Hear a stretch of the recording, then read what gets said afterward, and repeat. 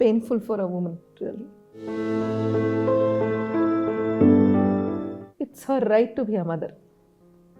ಅವಳು ತಾಯಿ ಆಗಬೇಕು, ಅದಕ್ಕೆ ನಾನು ಕಾನೂನು ಆಸ್ಪದ ಮಾಡಿಕೊಟ್ಟಿದ್ದೆ. ಅದನ್ನು ನಾನು 4 ಜನನ ಕೇಳಿ ನಾನು ಪರ್ಮಿಷನ್ ತೊಗೊಳ್ಳೋ ಅವಶ್ಯಕತೆ ಇಲ್ಲ ಅಂತ ನನ್ನ ದೇಶ ಹೇಳ್ತದೆ, ನನ್ನ ಕಾನೂನು ಹೇಳ್ತದೆ. ನೀನು ತಲೆ ಎತ್ತಿ ನಡಿ. ನೀನು ಹಿಂದಿನ ಕಾಲದವಳ ಥರ ಈಗ 40 ವರ್ಷದ ಹಿಂದೆ ಯಾರಿಗಾದರೂ ಲವ್ ಲೈಫಲ್ಲೇ ಅವ್ರಿಗೆ ಮಕ್ಕಳಾಗಿದ್ದಿದ್ರೆ ಯು ವುಡ್ ಕಾಲ್ ದೆಮ್ ಅನೈತಿಕ ಸಂಬಂಧದಿಂದ ಆಗಿರೋವಂಥದ್ದು, illegitimate kid. How they are treated all their life. ಈಗ ನನ್ನ ಕಾನೂನು ಅರ್ಥ ಮಾಡ್ಕೊಂಡಿದ್ದೆ, ನನ್ನ ದೇಶ ಅರ್ಥ ಮಾಡ್ಕೊಂಡೆ. They've given me all this right. ನಾನು ಹೋಗಿ ಯಾರ್ದೂ ಕೇಳೋ ಅವಶ್ಯಕತೆ ಇಲ್ಲ ಅಲ್ಲ ಭಾವನಾ. ಪ್ರತಿಯೊಬ್ಬರಿಗೂ ಅಷ್ಟೇ ಅಲ್ವಾ, ಎಲ್ಲ ಹೆಣ್ಣಿಗೂ. ನಾನು ಹೋಗಿ ಗಂಡನ ಕೇಳಬೇಕು, ನಂಗೆ ಮಕ್ಕಳಾಗಬೇಕಾದ್ರೆ ನೀವು ಮಾಡಿ, ನನ್ನ ಮದುವೆ ಆಗಬೇಕಾದ್ರೆ ನೀವು ಒಪ್ಕೊಡಿ, ಎಲ್ಲದಕ್ಕೂ ನಾನು ಹೋಗಿ ಕೇಳಿ ಅವಳಿಗೆ ಅಂತ ಅವಳ ಸ್ವಾತಂತ್ರ್ಯ ಏನಿದೆ, ಅವಳ ಅಸ್ತಿತ್ವ ಏನಿದೆ. ಹಾಗಾದರೆ I am not saying men are bad, but why should I even take any permission for me to become what I am already inside? ನಾನೇನು ಇದನ್ನು ಹೊರಗಡೆಯಿಂದ ತಂದು ರೋಬೋಟಿಕಲ್ಲೋ ಅಥವಾ ಇನ್ಯಾವುದ್ರಲ್ಲೋ ಔಷಧಿನೋ ಏನೋ ಮಾಡ್ಕೊಂಡು ನಾನೇನೋ ಪ್ರೂವ್ ಮಾಡೋ ಅವಶ್ಯಕತೆ ಇಲ್ಲ. ನಾನು ತಾಯಿ ಆಗೋದು ಅದು ನನ್ನ ಅಸ್ತಿತ್ವ, ನಾನು ಹೆಣ್ಣು, ನನ್ನ ಪ್ರಕೃತಿ ಅದು.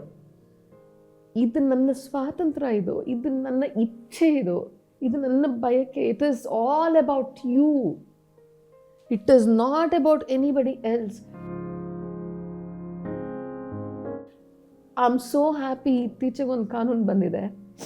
ಈಗ ನಾವು ಯಾರ್ಯಾರಿಗೆ ಕೊಟ್ಟಿದ್ದಾರೆ, ಭ್ರೂಣ ಹತ್ಯೆಗೆ ಅವಕಾಶ ಮಾಡಿಕೊಟ್ಟಿದ್ದಾರೆ, ಈಗ ಅತ್ಯಾಚಾರಕ್ಕೊಳಗಾಗಿರೋ ಹೆಣ್ಮಕ್ಳಿಗೆ ಅಂತ ಮಾಡಿಕೊಟ್ರು. That is such a nice thing. ಯಾಕಂದರೆ ಅವಳ ಇಚ್ಛೆಯಿಂದ ಆಗಿರೋದಲ್ಲ ಅದು. Isn't it? ಅವಳ ಇಚ್ಛೆಯಿಂದ ಏನಾಗುತ್ತೋ ಅದೇ ಆಗಬೇಕಲ್ವ ಅವಳಿಗೆ. ಯಾಕಂದರೆ ಅವಳ ದೇಹ ಅಲ್ಲ ಅದು, ಅವಳ ಪ್ರಕೃತಿ ಅದು. It is her right. ಅದಕ್ಕೆ ನಾನು ಯಾಕೆ ಹೋಗಿ ನನಗೆ ಇದು ಕೊಡಿ, ಈ ಸರ್ಟಿಫಿಕೇಷನ್ ಕೊಡಿ, ನೀವು ನನಗೆ ಹೇಳೋದು ಒಳ್ಳೆ ಹುಡುಗಿನ ಕೆಟ್ಟ ಹುಡುಗಿನ ಅಂತ ಹೇಳೋದು. ಆಯಿತು ಇವಳಿಗೆ ಹಂಗಾರೆ ಒಳ್ಳೆ ಹುಡುಗಿ ಸರ್ಟಿಫಿಕೇಷನ್ ಕೊಡೋಣ, ಇವಳು ಕೆಟ್ಟ ಹುಡುಗಿ, ಇವಳು ಚರಿತ್ರೆ ಸರಿ ಇಲ್ಲ, ಇವಳು ಕ್ಯಾರೆಕ್ಟರ್ಲೆಸ್ಸು, ಇವರೊಂದು ಸರ್ಟಿಫಿಕೇಟ್. I mean where? ಲವ್ವಿಗೆ ಏನಾದರೂ ಕ್ಯಾರೆಕ್ಟರ್ ಇದೆಯಾ ಭಾವನಾ? ಪ್ರೀತಿ ಅನ್ನೋದು ಕ್ಯಾರೆಕ್ಟರ್ ಇದೆಯಾ? ಅದಕ್ಕೆ ಜಾತಿ ಇದೆಯಾ, ಧರ್ಮ ಇದೆಯಾ, ಏನಿದೆ ಅಮ್ಮ? ಪ್ರೀತಿ ಇಸ್ ಬಿಯಾಂಡ್ ಆಲ್ ದಟ್. ಅವಳಿಗೆ ಏನೋ ಲವ್ ಚೈಲ್ಡ್ ಆಯಿತು ಅಂತ ಹೇಳಿದ್ರೆ ಆ ಹೆಣ್ಣನ್ನು ನೋಡಿರೋ ಸ್ಥಿತಿ ಯಾವ ಥರ ಇದೆ ನಾವು ಇಲ್ಲಿವರೆಗೆ? ವಿ ಹ್ಯಾವ್ ನೆವರ್ ಬ್ರಾಟ್ ಅರ್, ಬಾಮ್ಮ ನಿನಗೆ ವೇದಿಕೆ ಮಾಡಿಕೊಟ್ಟಿದ್ದೀವಿ, ತುಂಬ ದೊಡ್ಡ ಸಾಧನೆ ಮಾಡಿ ಅಂತ ನಾವು ಹೇಳಲಿಲ್ಲ. ಆ ಮಕ್ಕಳು ಬೆಳೆಯೋ ತನಕನೂ ಅವರಿಗೆ ಹೀಯಾಳ್ಸಿನೇ ಇಟ್ಟಿದ್ದೀವಿ ನಾವು ಸಮಾಜದಲ್ಲಿ. We have always called them it's a illegitimate kid ಅಂತ. ಹಾಗೆ ಮಾಡಿಟ್ಟಿದ್ದೀವಿ ಇಷ್ಟು ವರ್ಷ. ಬಟ್ ಈಗ ನನ್ನ ದೇಶ, ನನ್ನ ಕಾನೂನು ನನಗೆ ಅದು ಕೊಟ್ಟಿದೆ, ಆ ವ್ಯವಸ್ಥೆ ಮಾಡಿಕೊಟ್ಟಿದೆ.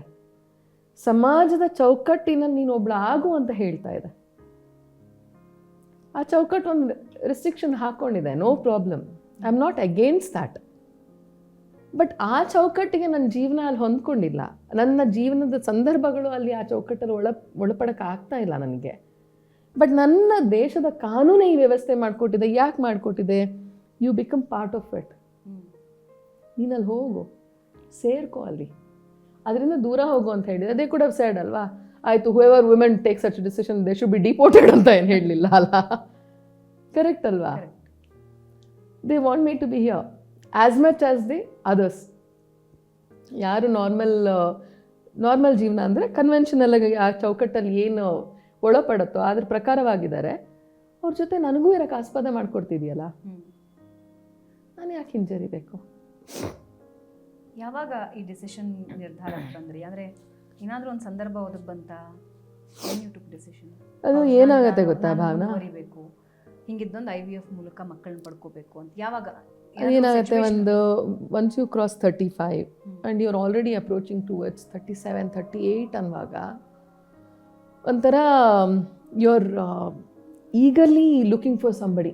ಯಾಕಂದರೆ ನಮ್ಮ ಬಯಾಲಜಿಕಲ್ ಕ್ಲಾಕ್ ಅದಲ್ಲ.